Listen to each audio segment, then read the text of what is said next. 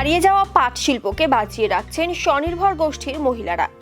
নিজের হাতে পাটের রকমারি জিনিস তৈরি করে বিভিন্ন বাজার ও মেলায় বিক্রি করছেন তারা। আর তা দিয়েই যেমন আয়ের মুখ দেখছেন গ্রাম বাংলার মহিলারা, তেমনি এই দিয়েই চলছে তাদের সংসার। একসময় বাংলায় পাটের সামগ্রী উৎপাদনের চল থাকলেও বর্তমানে হাতে গোনা কয়েকটি জেলার মধ্যেই তার সীমাবদ্ধ।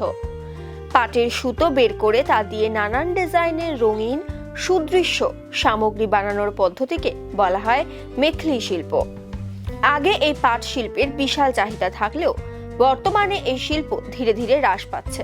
তবে বংশ পরম্পরায় অনেকেই পাট শিল্পের সঙ্গে জড়িত রয়েছেন।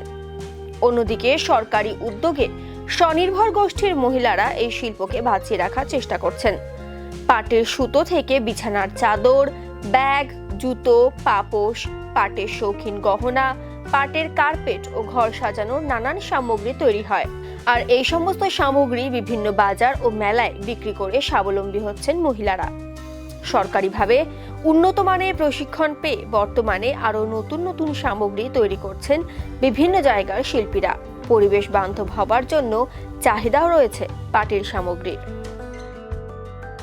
আমার নাম ফুলসরা খাতুন, আমাদের স্বনির্ভর গোষ্ঠীর সদস্য। এবার এই সব ট্রেনিংগুলো আমরা স্বনির্ভর গোষ্ঠীর মাধ্যমে পেয়েছিলাম। তারপর আমরা এগুলোকে আবার নিজের মতো করে বানিয়ে মেলায় বিক্রি করি। নিজের জীবন ব্যবসা বাণিজ্য করে প্রায় 10 বছর হয়ে যাবে। মানে তার আগেও জানতাম 15 বছর হবে, কিন্তু এই ব্যবসাটা 10 বছর থেকে করছি এখন। কিন্তু আমাদের হাতের কাজে চাহিদা আছে। বাইরে গেলে আমাদের প্রচুর পরিমাণে বেচা কেনা ভালো হয়, কিন্তু এই সব জায়গা হাটে আসলে কতটা হচ্ছে না তাই। কিন্তু যখন আমাদের এগুলো সিজনের মেলা তখন আমাদের ভালো।